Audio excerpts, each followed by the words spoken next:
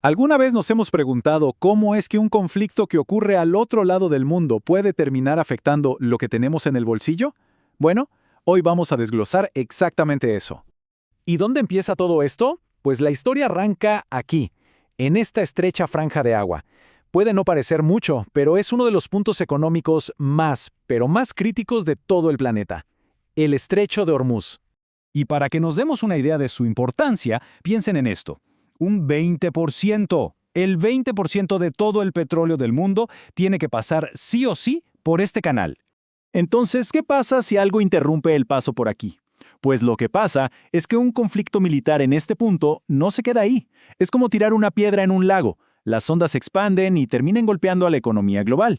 Ok, veamos la primera de esas ondas. La más grande, la más inmediata. Y esta tiene que ver, por supuesto, con un estrangulamiento al petróleo mundial.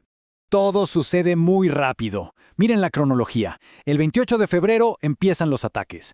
Apenas unos días después, el 2 de marzo, Irán responde cerrando el estrecho. Y para el 12 de marzo, ¡boom! La producción de petróleo se desploma en más de 10 millones de barriles al día. Para que se hagan una idea, es la mayor interrupción del suministro en toda la historia. Así de rápido y así de histórico. Y claro, con menos petróleo disponible, ¿qué pasa con el precio? Pues se va por las nubes. En cuestión de días, el crudo Brent, que es una referencia mundial, pasó de 70 a 110 dólares por barril. Estamos hablando de un salto de más del 50%. Impresionante. Ok, 110 dólares el barril suena muy abstracto, ¿no? Pero aquí es donde la cosa se pone interesante y personal.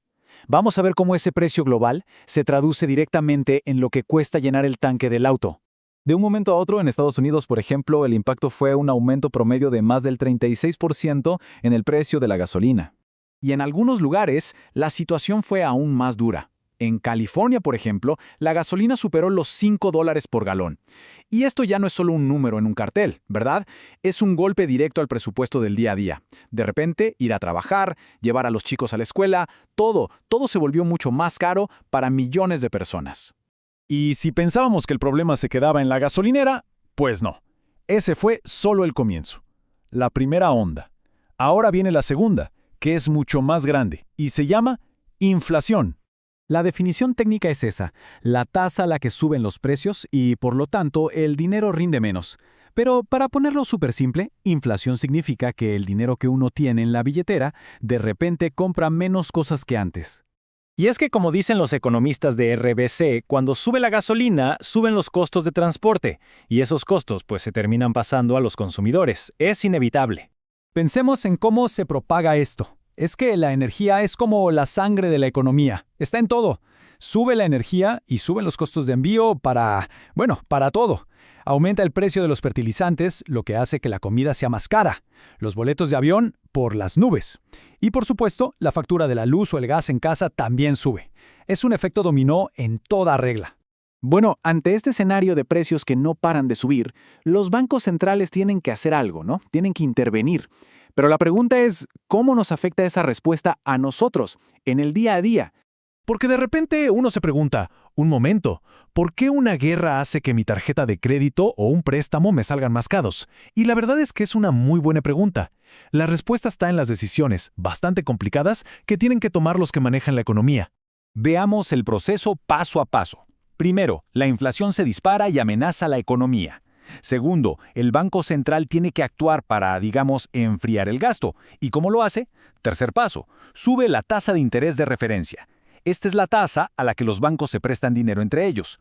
Cuarto, los bancos, obviamente, le pasan ese costo extra a sus clientes. Y el quinto y último paso es el que nos llega directamente. La tasa de interés de las tarjetas de crédito y de los nuevos préstamos sube. Aquí hay una distinción clave que hacer.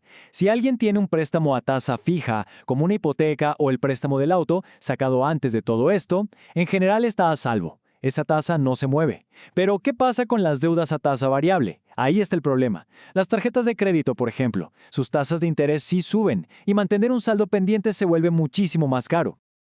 Ok, entonces sumemos todo. Tenemos gasolina más cara, comida más cara y ahora deudas más caras. Veamos cómo se ve todo esto junto. ¿Cómo presiona el presupuesto de una familia promedio? Miren este gráfico. De repente, una porción más grande del ingreso se tiene que ir a la gasolina, otra porción más grande a la comida y otra a pagar préstamos y tarjetas. ¿Qué significa esto? Pues que la parte del presupuesto que quedaba para ahorrar, para salir, para gastos que no son esenciales, esa parte se hace cada vez más y más pequeña. Y esto no solo afecta el bolsillo mes a mes, también golpea las inversiones. Si vemos la historia, los conflictos que provocan un shock petrolero, como la guerra de Yom Kippur o la invasión de Kuwait, han causado caídas muy fuertes en la bolsa.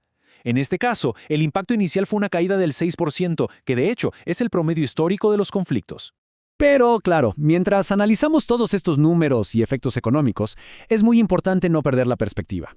Hay una cita de la doctora Sanam Vakil que lo pone muy claro. El pueblo iraní asumirá el mayor costo. No podemos olvidar el enorme costo humano que está en el centro de cualquier conflicto.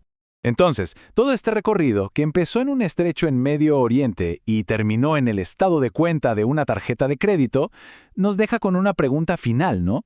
En una economía tan conectada como la nuestra, ¿realmente existe tal cosa como un conflicto lejano?